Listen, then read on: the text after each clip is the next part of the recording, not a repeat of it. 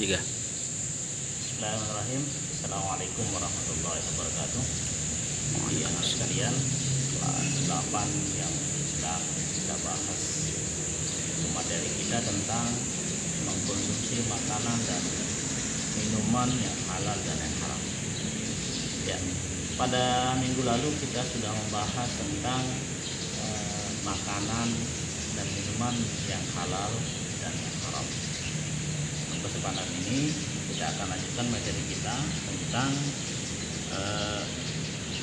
makanan dan minuman yang haram.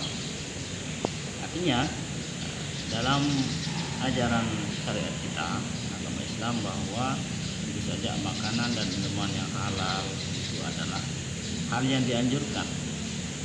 Tadi saya sudah sampaikan, bertanya pada anak sekalian, apa di antara hikmah-hikmah kita mengkonsumsi makanan dan minuman yang halal? Ya, di antaranya menyehatkan, itu membawa ketenangan, betul. Dan yang satu lagi yang tidak boleh dilupakan bahwa akibat daripada makanan dan minuman yang halal itu adalah akan berdampak kepada psikologi orang, kejiwaannya orang. Orang kalau sering memakan makanan yang halal, minuman yang halal, itu psikologinya seorang itu kejiwaannya akan lebih bagus. Ya, temperamennya bagus, cara bicaranya bagus, ya, cara berpikirnya bagus, cara pandangnya bagus, kelakuannya bagus, akhlaknya bagus. Dan yang terakhir adalah adab dan akhlaknya kepada Allah dan bentuk ibadah tentu akan semakin bagus. Orang yang mengkonsumsi makanan dan minuman yang halal itu nanti ibadahnya akan bagus, akan khusyuk.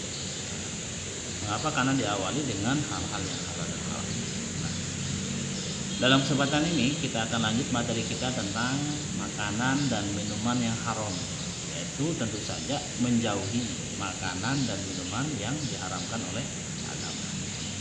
Nah, sudah dijelaskan dalam materi sebelumnya bahwa ada beberapa kategori, yaitu makanan minuman yang diharamkan, dan diantaranya adalah haram itu karena memang disebutkan dalam agama, dalam Al-Quran, ya, hurrimat alaikumul maitatu waddamu wa lahmul khinzir, ya. Dan selanjutnya itu sudah disebut. Jadi hal-hal yang kayak daging, bangkai babi dan semuanya itu, ya, semuanya sudah disebut dalam dalil dalam Al-Quran bahwa itu memang haram. Nah sekarang bagaimana kalau tidak disebut? Di Al-Quran kan tidak disebut ular misalnya, ya, buaya kan tidak disebut. Apakah itu juga itu halal? Tetap haram. Ada ketentuan-ketentuannya, ya. Ada menjijikkan. Di antaranya adalah makanan dan minuman itu haram, di antaranya adalah menjijikkan. Kemudian yang berikutnya juga yang mengharamkannya adalah karena zat atau materi makanan itu membahayakan tubuh kita, misalnya mengandung racun, maka itu adalah haram hukumnya. Dan selanjutnya adalah makanan itu, minuman itu adalah kotor, jorok, jijik, maka Islam mengajarkan memakan, meminum itu barang yang di samping halalan thayyiban juga bersih kelihatannya, bersih keadaannya, tidak kotor, sehingga itulah yang menyebabkan makanan dan minuman itu menjadi haram. Contoh, ada makanan misalnya nasi, kue itu halal, tapi kita taruh di jomberan kita taruh, bercampur dengan kotoran, campur dengan najis, maka makanan itu menjadi haram. Mengapa? Karena jijik, menjijikkan, kotor. Islam itu mengajarkan kebersihan. Jadi itulah yang menyebabkan walaupun asal makanan itu halal, tetapi karena sudah bercampur dengan hal-hal yang kotor atau berubah menjadi barang kotor, jatuh misalnya di tempat-tempat yang kotor, maka makanan itu akan menjadi haram. Nah, samping itu misalnya mengandung racun, ya, termasuk juga makanan, minuman, ya, yang mengandung racun atau akan merusak tubuh kita, misalnya khamar, ya, ataupun yang sejenisnya, baik itu yang dibuat oleh pabrik ataupun dibuat diracik secara tradisional, atau misalnya makanan-makanan, dedaunan-dedaunan, pepohonan atau asap apa saja namanya, pohonan, kayu dan sebagainya, dedaunan yang diambil airnya untuk diminum, ternyata hasilnya itu membuat orang itu menjadi mabuk atau fly misalnya. Nah, fly. Maka itu semuanya sama hukumnya dengan makanan dan minuman yang haram, kembali pada haram. Bagaimana kalau sedikit misalnya? Kalau sedikit, kalau sedikit maupun banyak, aksara kasirhu wa qaliluhu haram. Ini dalilnya. Sesuatu yang memabukkan kalau diminum banyak, maka sedikit juga tetap haram walaupun diminum sedikit itu tidak. Atau alasannya mungkin jadi obat. Khalaqallahu dawa minal haram. Innallaha lam yaj'al lahum syifa' minal haram.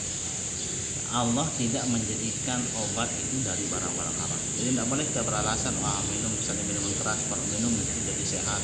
Tidak ada. Jadi tetap hukumnya haram. Jadi seperti itu. Sekarang ini anak kalian banyak yang bikin ya, ada minum kecubung, ada apalah dimasak kayak jamur tai sapi dan lain sebagainya. Ini zaman sekarang ini. Nah, itu semuanya itu bisa, walaupun awalnya halal maka berubah menjadi haram. Ya. Bahkan yang lucu sekarang itu sesuatu alat yang digunakan bukan pada tempatnya. Misalnya alat perekat kertas misalnya, alias lem. Lem itu kan digunakan untuk perekat kertas, perekat kayu dan sebagainya. Bukan itu dikonsumsi oleh kertas dan kayu sekarang, malah dikonsumsi oleh orang, oleh manusia. Nah, dan ternyata berefek negatif, seorang jadi mabuk, fly, lupa daratan dan sebagainya. Maka semuanya itu kembali kepada akibatnya itu, maka semuanya akan jadi haram. Nah, apa hikmah dari semuanya itu? Terakhir kita akan berbicara baik itu mengkonsumsi makanan yang halal itu dan minuman yang halal itu hikmahnya sudah disampaikan tadi, akan membuat orang tenang hidup, akan jadi sehat, kuat beribadah, trainingsnya bagus. Sama juga dengan orang yang memakan dan minuman barang-barang yang haram, maka itu akan berpengaruh pada psikologinya. Kalau dia mengkonsumsi makanan minuman yang haram, maka itu darah, daging, semuanya terbentuk dari barang haram. Ya, tulangnya dari haram, daging dari haram, darah dari haram, mata, telinga, lidahnya dari barang haram. Maka tatkala orang itu mengkonsumsi makanan dan minuman yang haram, maka lidahnya itu akan mengeluarkan kata-kata yang haram. Telinganya suka mendengar hal-hal yang haram. Matanya akan suka melihat hal-hal yang haram. Pikirannya, maka pikirannya kotor, yang haram-haram saja. Mengapa? Karena hatinya juga terbentuk dari hal-hal yang haram. Maka di hatinya itu adalah, yang terlintas di hatinya adalah pikiran-pikiran yang haram. Ya, nafasnya, jantungnya dari barang haram. Ya, kaki tangannya dari barang haram. Maka dia akan suka memegang hal-hal yang haram, mengerjakan hal-hal yang haram. Kakinya juga akan senang berjalan kepada tempat-tempat yang haram. Ini efek samping daripada makanan dan minuman yang haram. Justru itulah agama kita menganjurkan untuk kita jauhi sejauh-jauhnya. Jangan main coba-coba. Tidak ada coba-cobaan, pasti yang haram itu kita konsumsi pasti akan mendatangkan mudarat secara psikologis, secara fisik kita, dan akan mendatangkan mudarat secara syar'i, yaitu secara agama, bahwa itu akan mendatangkan dosa, dan dosa itu sangat dibenci oleh Allah Subhanahu wa taala. Nah, demikian untuk materi kita untuk tentang menjauhi makanan yang halal, yang haram dan minuman haram. Dan untuk selanjutnya nanti kita akan lanjut dengan kalian akan mengerjakan tugas di kolom grup WA seperti biasa. Kita akan lanjut nanti dengan mengerjakan tugas yang akan Pak Guru sampaikan di grup WA kalian masing-masing. Sementara saya cukupkan untuk materi kita pada bab 12 ini, yaitu tentang makanan dan minuman yang halal dan menjauhi makanan dan minuman yang haram. Selamat belajar walaupun kita dari jauh. tidak akan mengurangi semangat kita untuk terus belajar agama, terutama materi-materi tentang pelajaran agama kita. Semangat belajar dan jangan lupa selalu tingkatkan ibadah, kesehatan, dan lupa berwudu supaya kita terhindar dari corona dan penyakit-penyakit lainnya. Ya, terima kasih. Wassalamualaikum warahmatullahi wabarakatuh. Waalaikumsalam.